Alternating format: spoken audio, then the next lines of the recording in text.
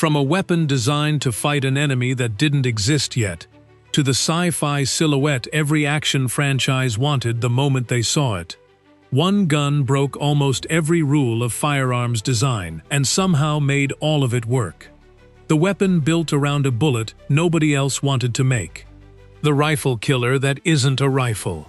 The gun so strange-looking that Hollywood cast it before most militaries ever did. This is the story of the P90, and why a weapon designed to solve a problem that barely existed yet ended up decades ahead of everything around it. To understand why the P90 exists, you have to go back to a very specific, very unusual request. In the mid-1980s, NATO put out a call for a completely new category of weapon, one that didn't really have a name yet. The idea came out of a growing concern among military planners. Body armor was getting better, fast. Soldiers, vehicle crews, support troops, and rear echelon personnel were increasingly likely to be equipped with ballistic vests capable of stopping a traditional pistol round. And that created a problem nobody had fully solved yet. Traditional submachine guns fired pistol calibers, cheap, controllable, effective at close range, but almost useless against an armored opponent. Assault rifles could punch through armor, but they were long, heavy, and awkward for exactly the people who most needed a compact, close-quarters weapon: vehicle crews, pilots, radio operators, support personnel. Anyone whose primary job wasn't infantry combat, but who still needed something more than a pistol if things went wrong. NATO called this theoretical new category the personal defense weapon, or PDW, a compact weapon with genuine armor-piercing capability, essentially demanding engineers invent a category of firearm and a category of ammunition simultaneously, from scratch.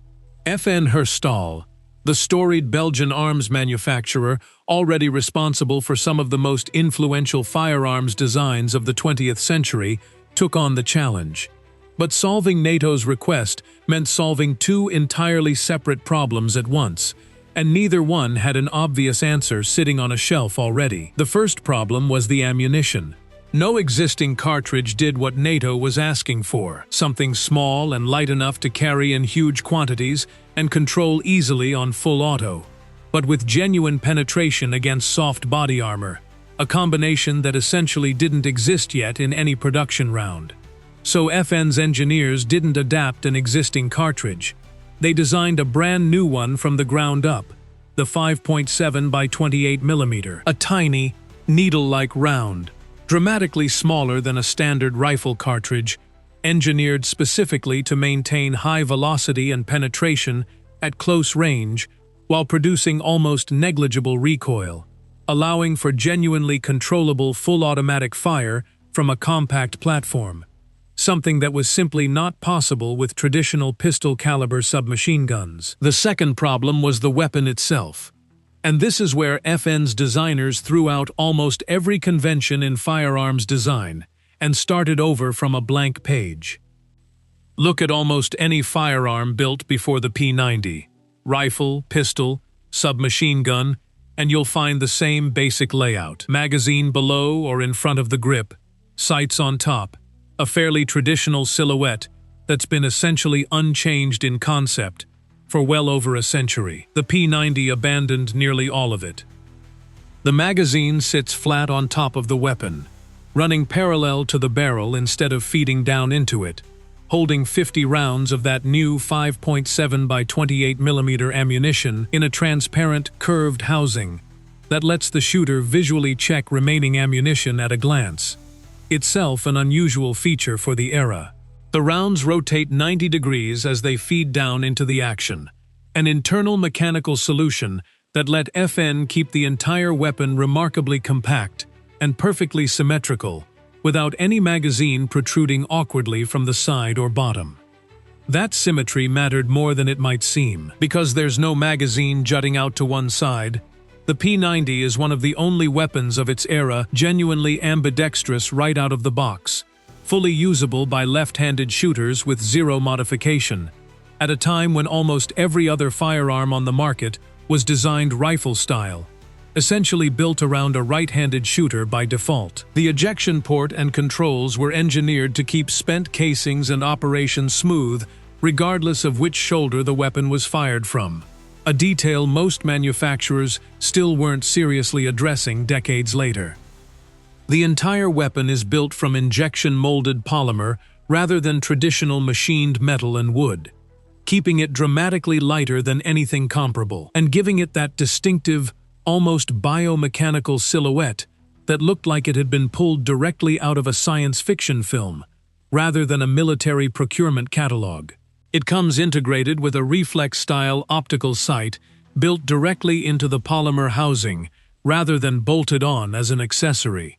Years before red dot sights became a standard expectation on military and civilian firearms alike. Nearly every control, the safety, the magazine release, the charging mechanism, was engineered to be operated without shifting your firing grip at all, a level of ergonomic thinking that firearms design as a whole wouldn't fully catch up to for another 2 decades.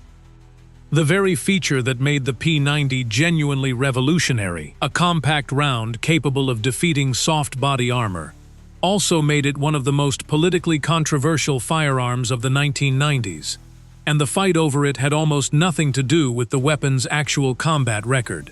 In the United States, law enforcement groups raised early alarm over what got popularly labeled cop killer ammunition, rounds theoretically capable of penetrating the soft body armor worn by patrol officers. The concern predated the P90 specifically, tracing back to earlier armor-piercing handgun ammunition debates in the 1980s.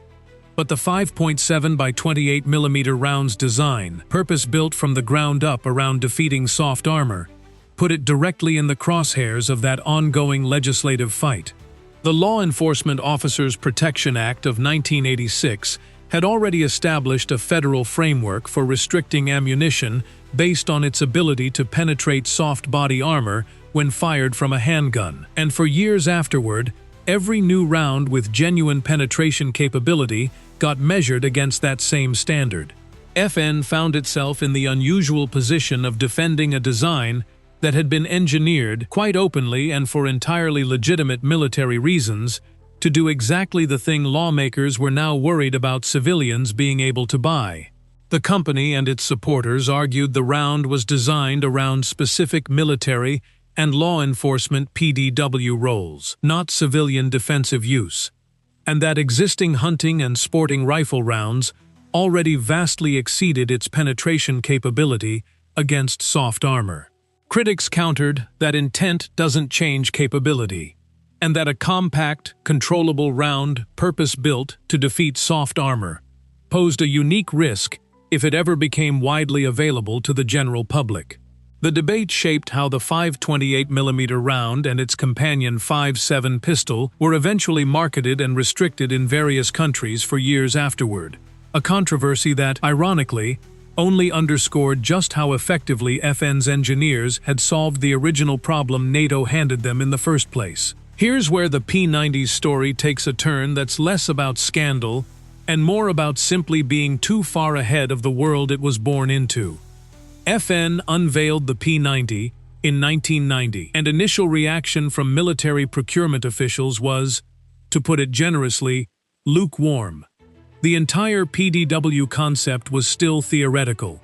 Cold War planning was rapidly shifting as the Soviet Union collapsed, and militaries suddenly weren't planning around the same threat scenarios that had justified the PDW concept in the first place. Budgets that might have funded a genuinely new weapon category got redirected elsewhere almost overnight. There was also the ammunition problem, and this one ran deeper than simple hesitation. The 5.7 by 28 mm round was brand new, meaning there was no existing supply chain, no established logistics network, no other weapon system in service anywhere that used it. Every single military that considered adopting the P90 had to seriously weigh introducing an entirely new caliber into their supply chain, a genuinely significant logistical and financial commitment for a weapon category that, at the time, hadn't proven itself in any real conflict yet. Some military analysts also raised early questions about the round's actual stopping power against unarmored targets, since it had been optimized so heavily around armor penetration at close range that its performance outside that specific scenario was less thoroughly proven in the field. The result was a weapon that impressed almost everyone who saw it demonstrated, and struggled for years to actually get widely adopted. It wasn't a manufacturing scandal or a battlefield failure that nearly killed the P90. It was simply a weapon arriving years, arguably decades, before military doctrine, logistics infrastructure, and procurement bureaucracy were ready to seriously commit to it. Slowly, adoption did come, though never at the scale FN's engineers had probably hoped for back in 1990. Belgium's own military adopted it. NATO eventually approved the round for official military use in the early 2000s, over a decade after the weapon's original unveiling. Various police tactical units, special forces groups, and personal security details around the world picked it up over the following years, precisely because it fit its original design brief so well. Compact enough for close quarters and vehicle work, genuinely controllable on full auto, and with real penetration capability against soft body armor, a genuinely useful niche for specific tactical roles, even if it never became a mainstream infantry weapon. The U.S. Secret Service was among the most notable adopters, and it's a genuinely fitting match. Compact enough to be concealed or carried discreetly during protective details. Controllable enough for close-quarters engagement in a crowd. Exactly the kind of specialized, close-range, high-stakes role the weapon had been engineered around from day one. Various law enforcement agencies and military units across dozens of countries followed suit over the following 2 decades, typically in similarly specialized roles rather than as standard-issue infantry weapons. FN also developed a companion pistol, the 5.7, chambered in the same 5.7 by 28 mm round, partly to help build out the ecosystem and logistics case for militaries and agencies considering the P90, giving adopters a matched pistol and PDW system sharing the same ammunition supply chain, a genuinely rare approach at the time. Unlike a sniper rifle with one record-setting shot, or a wartime weapon defined by battles, the P90's legendary moment isn't a single event. It's the moment the entertainment industry discovered it and simply couldn't stop using it. Hollywood found the P90 almost immediately, and for reasons that had very little to do with its actual tactical specifications. It looked like nothing else. Every other firearm on screen, however dramatic, still traced its silhouette back to weapons audiences had seen 100 times before. The P90 looked genuinely futuristic without being fictional, a real, functioning weapon that happened to look like it belonged in a film already set decades in the future. Stargate SG-1 put it in the hands of its lead characters for years, arguably becoming the single piece of media most responsible for burning the P90's silhouette into pop culture memory. The Fifth Element featured it prominently. It turned up across the Resident Evil films, in Blade 2, in dozens of video games from Rainbow Six to Call of Duty to Counter-Strike, almost always cast as the exotic, high-tech option among a lineup of more conventional weapons. Game and film prop departments loved it, for the same reason military procurement officers had hesitated. It looked like nothing that had come before it, which made it perfect for any production trying to signal advanced, elite, or futuristic, without resorting to a fictional prop weapon. In an odd inversion of how most firearms build their reputation, through battlefield history first and pop culture second, the P90's fame arguably ran in the opposite direction. Millions of people who'd never serve in any military or law enforcement role knew the P90's distinctive silhouette from a screen years before most of them ever learned it was a real, functioning weapon at all. So why does the P90 get remembered as ahead of its time, rather than just another firearm from the 1990s? Not because of raw performance numbers alone, and not because of any one single dramatic feature. It's because of what happened after the P90, not what came before it. Nearly every design principle FN bet on in 1990. Integrated optics, instead of bolt-on add-ons. Ambidextrous ergonomics, as a baseline requirement rather than an afterthought. Polymer-heavy construction prioritizing weight savings. Controls fully operable, without breaking your firing grip, eventually became standard expectations across the entire firearms industry, decades later. Features that looked exotic and almost unnecessary on the P90 in 1990 are, today, essentially checklist requirements for any serious modern firearm design, particularly anything marketed toward military or law enforcement use. Take away any one piece of that story, and this becomes a smaller, more forgettable weapon. A radical design with no purpose-built cartridge behind it becomes a novelty. A new cartridge with no genuinely innovative weapon built around it becomes a footnote in ammunition history. And a functional, well-engineered weapon that never crossed over into popular culture never becomes a name recognized by people who've never fired a gun in their lives. It's the combination, a genuinely new weapon category, a purpose-built cartridge to match it, and a wildly distinctive silhouette that pop culture couldn't resist, that turned the P90 into something the rest of the industry spent the next 30 years quietly catching up to. FN's engineers set out in the 1980s to solve a fairly narrow, specific military logistics problem. How do you arm support troops and vehicle crews with something more capable than a pistol without handing every one of them a full-length rifle?